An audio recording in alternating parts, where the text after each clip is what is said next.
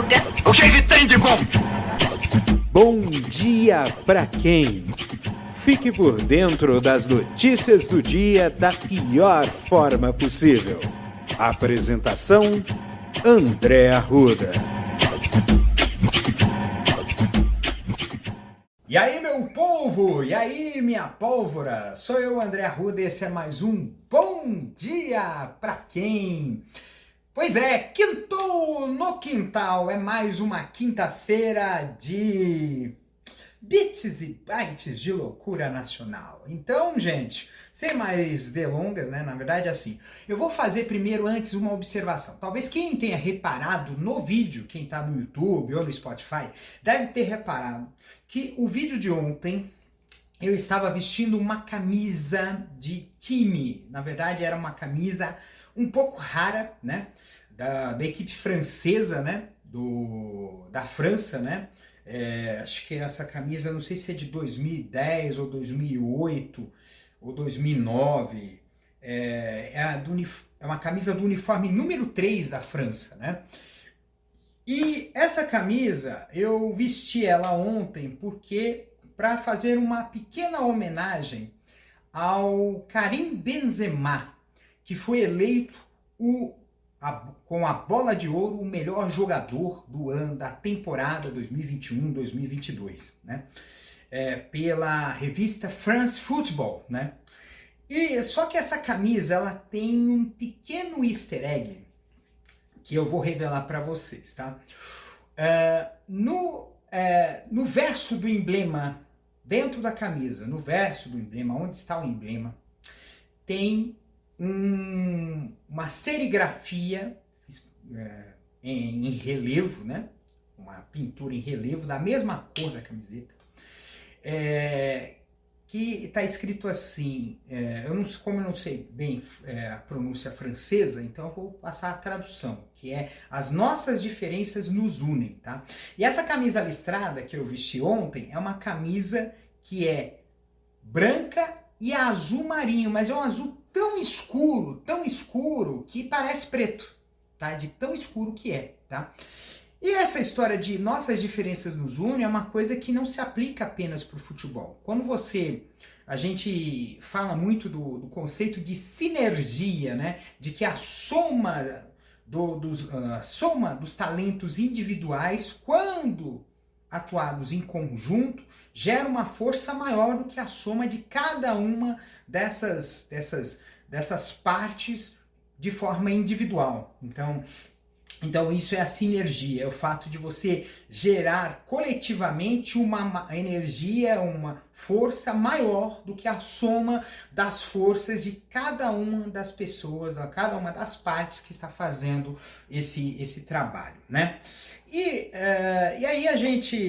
aí nesse episódio eu queria falar sobre a situação da campanha. E é uma coisa que é muito importante que a gente precisa tratar.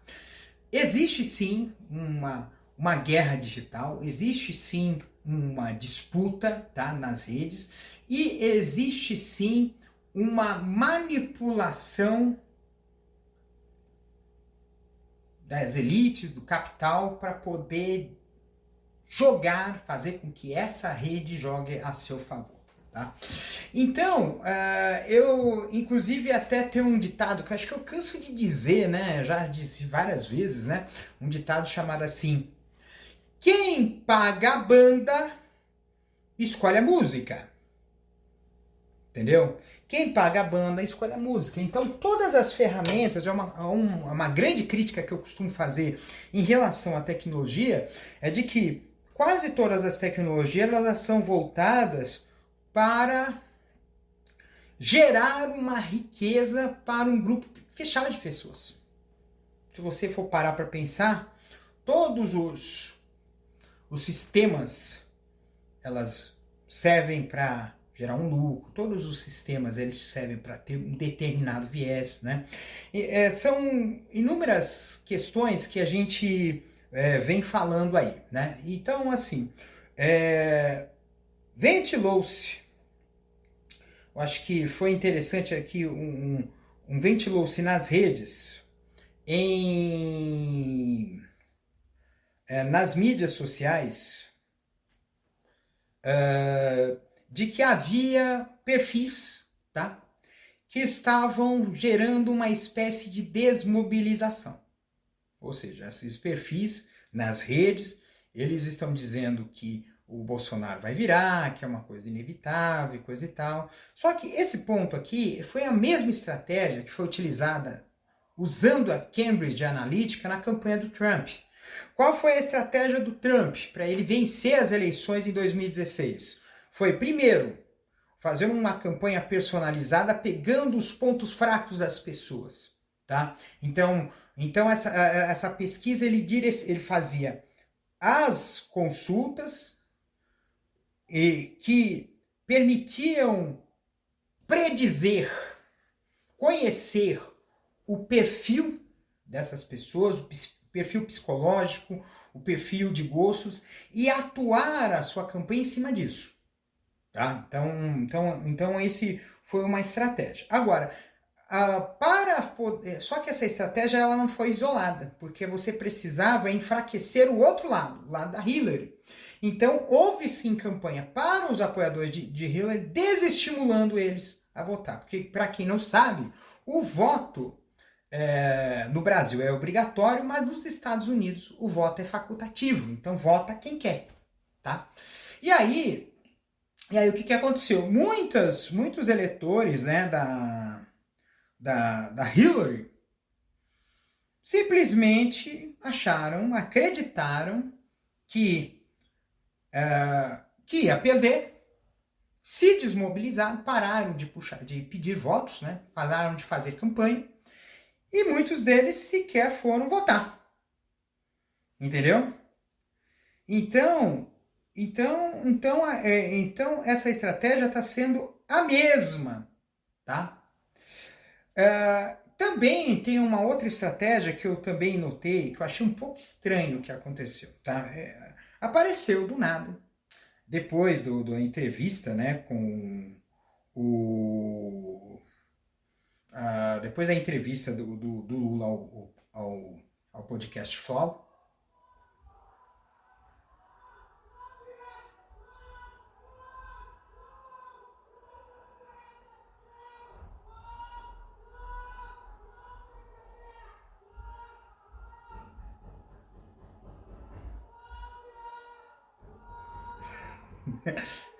Isso é que dá fazer programa à noite, gente. Olha só, acabei de receber a notícia de que a partida da final da Copa do Brasil está empatada. O Corinthians acaba de empatar o jogo contra o Flamengo.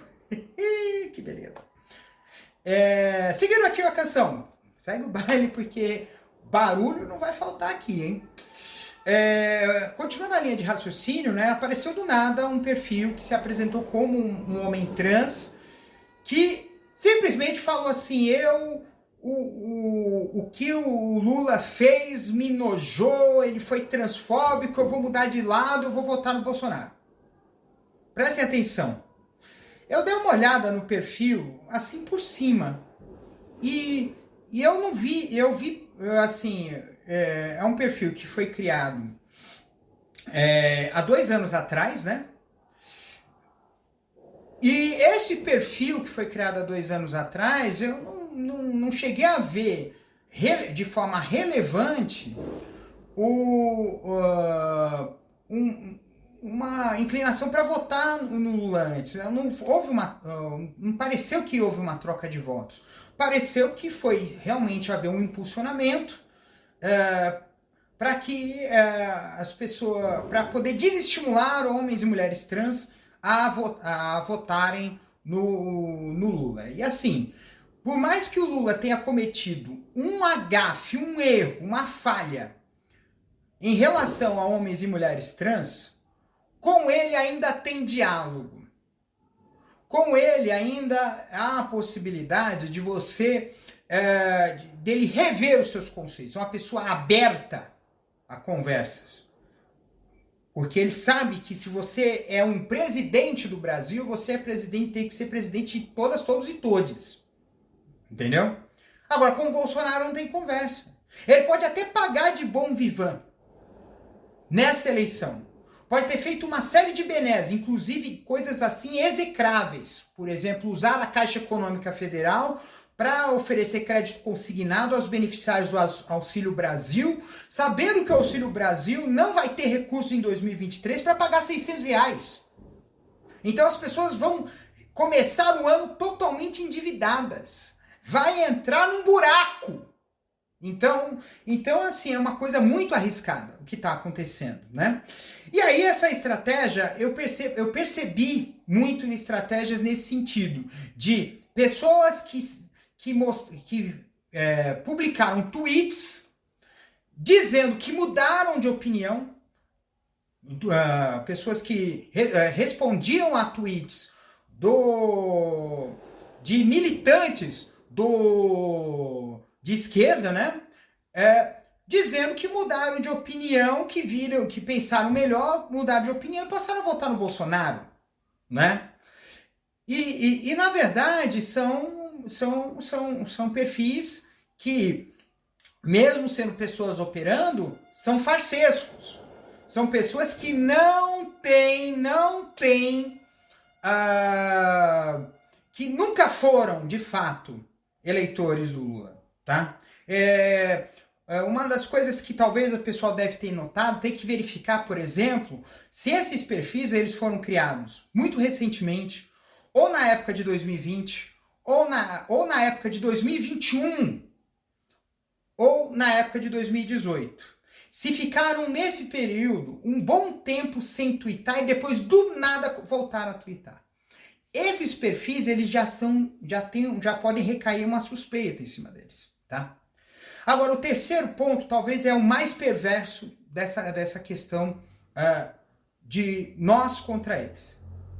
É o algoritmo. Lembra que eu disse assim, quem paga a banda escolhe a música? Os algoritmos, eles são criados por pessoas que têm dinheiro. E elas são encomendados por pessoas que têm dinheiro. Então, teve, por exemplo, um teste de um sistema de inteligência artificial. Não sei se esse sistema de inteligência artificial é do Facebook ou é do Google. E assim, esse sistema de inteligência de máquina, de aprendizado de máquina, a gente chama de machine learning, ele é alimentado de dados para que ele possa fazer o seu aprendizado. Então ele trabalha com relação entre itens e essa correlação ela vai criando conceitos, tá?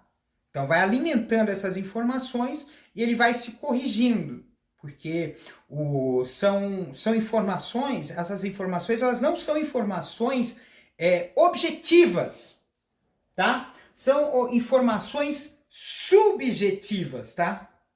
Então, informações subjetivas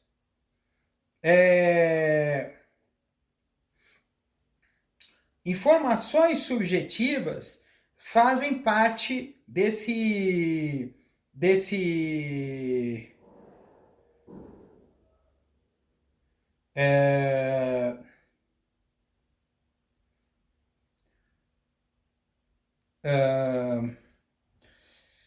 Então, esses algoritmos, eles têm um viés, acabam tendo um viés. Quer ver um exemplo? Um exemplo que foi noticiado pela Folha de São Paulo na semana passada, dizendo que os algoritmos do YouTube estavam sugerindo canais de extrema-direita no YouTube para consulta às eleições.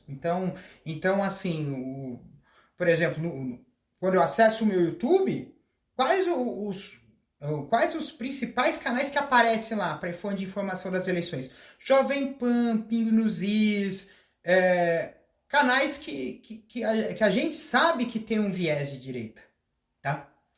Isso me lembrou, inclusive até mesmo eu vejo, por exemplo, a pesquisa, aqui o computador com Windows, né? Você vai lá, tem lá aquela tela inicial do Microsoft Edge. Você olha lá as notícias, sabe quais notícias que eu estava sugerindo? Estava sugerindo Rede TV, sites que são questionáveis, que tem viés de direita, entendeu?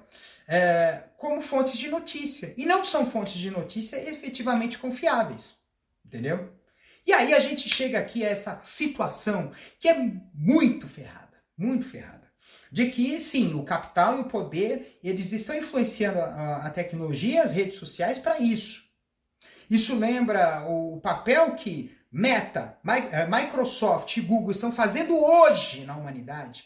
Foi o mesmo papel que a IBM fez para o nazismo na Segunda Guerra Mundial.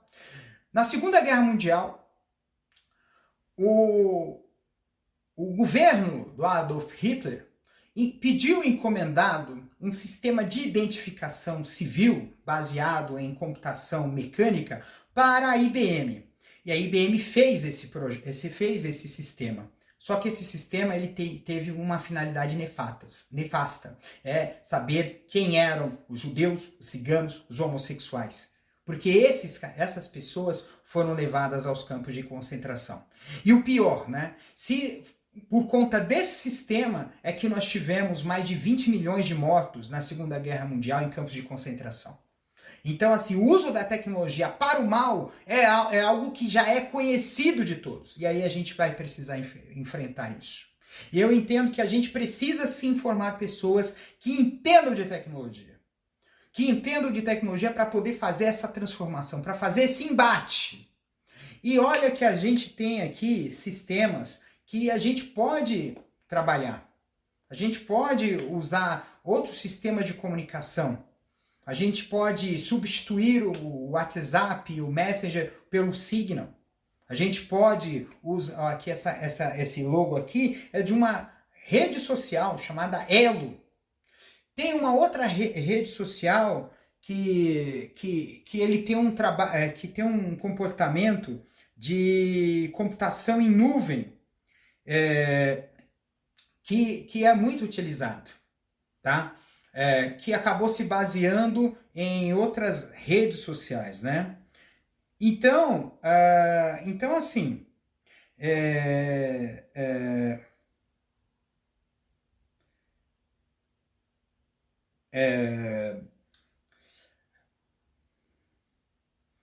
então assim, esses sistemas, né? São sistemas que a gente está começando a trabalhar e tá gerando aí grandes mudanças aí, né? De redes sociais, tá? Então assim, gente, eu ia falar, eu estava até pesquisando aqui no telefone, né? O Mastodon, né? Eu tenho inclusive perfil no Mastodon, se vocês forem ver na descrição do episódio, na minha página de links, vai ter lá o meu perfil lá no Mastodon, tá? E são redes que podem permitir com que as pessoas da esquerda possam se organizar melhor. Só que a gente não vai abandonar essas redes que estão lá, porque a gente tem exemplos e exemplos muito bons que a gente precisa mostrar. Quais são exemplos? O exemplo da atuação do Jair Me Arrependi, do Tesoureiros, do Camarote da CPI, do Medo e Delírio em Brasília, na CPI da Covid. Que eles conseguiram pautar e desmantelar toda a rede bolsonarista, né? Que estava até 2018 pautando as redes, né? Nós podemos ver aqui, por exemplo, uma campanha forte que foi nas mídias sociais, sobretudo no TikTok e no Instagram, pelo voto, pela campanha dos jovens tirarem o título de eleitor. A campanha para o Lula também é um exemplo bem sucedido de atuações nas redes. É uma atuação viral. O Bolsonaro colocou 500 mil pessoas numa live para o Flau. O Lula ontem deu 1 milhão. Então, assim, e detalhe, não são robôs que estão fazendo isso.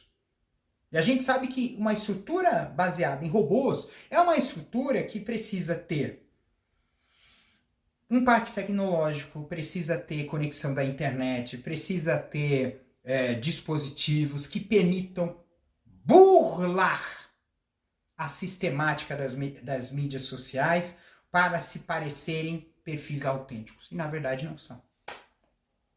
Tá? E aí...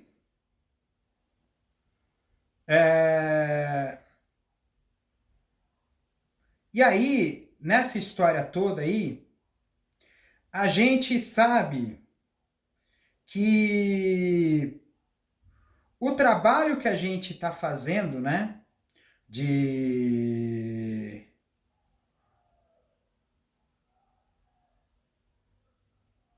esse trabalho que a gente está fazendo realmente é um trabalho diferente da rede bolsonarista. A rede bolsonarista, você tem uma rede de pessoas que são pagas para isso. Você tem influenciadores pagos, você tem sistemas pagos, você tem tudo pago, inclusive impulsionamento. Muitos dos espectadores do podcast Flau estranharam que tinha uma propaganda da campanha do Bolsonaro como um anúncio patrocinado, tá? Um anúncio patrocinado antes do podcast Flau. Só que, na verdade, o tiro saiu pela culatra, entendeu? Então você vai perceber que esse jogo sujo pode aumentar. Tem muita gente que está ficando aflito por causa da pesquisa de intenção de votos, tá? Porque a diferença está diminuindo, é lógico, está diminuindo lentamente, mas está diminuindo. Mas a gente sabe que haverá esse fluxo de pessoas de lá para cá. Até porque, além da eleição para presidente, existem 11 ou 12 estados que também estão em segundo turno. E cada candidato está por um lado. Quer ver um exemplo? Exemplo de São Paulo mesmo. São Paulo, você tem o Tarcísio e você tem o Haddad. E o Haddad, ele está atrás, tá? Então, esse voto vai puxar. Vai puxar. Essa rejeição ao Haddad também vai puxar votos contra, mas que na verdade você tem uma rejeição contra o PT.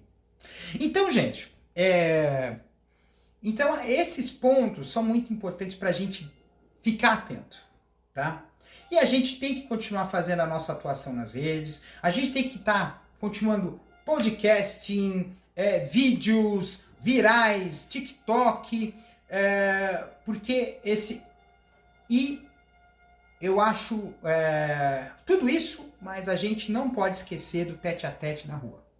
Porque é muito fácil você soltar os cachorros numa mídia social. Porque você acredita que você está anônimo. Mas, pessoalmente, a coisa muda de figura. Inclusive aqueles que avançam o sinal, como foi o caso do humorista preto, que foi hostilizado, inclusive essas pessoas voltaram à porta do apartamento dele com faca na mão para ameaçar, sabem que há um desespero muito grande da parte deles, porque eles sabem que é um curso que está se seguindo. É um curso que está se seguindo e é um curso para buscar um equilíbrio de um mundo, de uma sociedade que está extremamente desequilibrada. Então a gente precisa trabalhar com isso. Bem, gente, quintou no quintal. Até falei demais, já são 25 minutos de conversa quase. E a gente precisa ter o devido entendimento daquele negócio que eu falei logo no começo, que eu falei do Benzema, daquela camisa da França, que nossas diferenças nos unem. A gente precisa entender que nós somos diversos. Eu acho que eu já falei isso outras vezes, mas a gente precisa entender que se cada um de nós contribui com aquilo que tem de melhor, a gente vai fazer uma sociedade muito melhor. Então a gente precisa aceitar que cada pessoa tem um talento, cada pessoa tem uma habilidade, e essa habilidade ela pode contribuir para o todo. Então a gente não pode cercear a pessoa. A gente não pode impor a essa pessoa um modo de fazer que ela não domina, né? Então são coisas que a gente precisa trabalhar. Eu acho que o mundo está muito individualista e precisa... E isso está levando, sim, a um colapso. A uma destruição. Eu já falei da questão do burnout, já falei da questão do estresse. Está todo mundo estressado, deprimido, ansioso. E isso por quê? Porque é um mundo que está indo numa transição muito veloz e a gente não está conseguindo ter o domínio de algo que nos fez, por meio desses mais de 40 mil anos de civilização, mais de 40 mil anos de civilização humana, de Homo sapiens sapiens, que é o poder de adaptação que o homem tem. O mundo está andando tão veloz que nós não estamos conseguindo nos adaptar. Isso nos gera um estresse, isso nos gera uma condição permanente de tensão. E isso não vai ser bom. Não vai ser bom para nós, não vai ser para a humanidade. Vai ser o que a gente vai entender claramente, é justamente o fato de que a gente está precisando ser mais coletivos. Então, gente, um beijo no coração de vocês, tá? Cuidem-se, até amanhã, sexta-feira, vai sextar. Será que vai sextar? Vamos ver. Divirtam-se, tá? Um beijo no coração de vocês.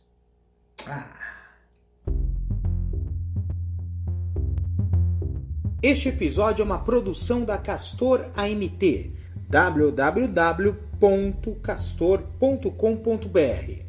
Você pode encontrar este episódio e muitos outros do podcast Castor e seus escapes no endereço anchor.fm/castor ou nas principais plataformas de podcasting: Spotify, Apple Podcasts, Google Podcasts, Overcast, Castbox, Pocket Casts, Radio Public, Stitcher, Deezer, TuneIn, Resso, Amazon Music e Audible. Siga o podcast nas mídias sociais. Os endereços estão na descrição deste episódio.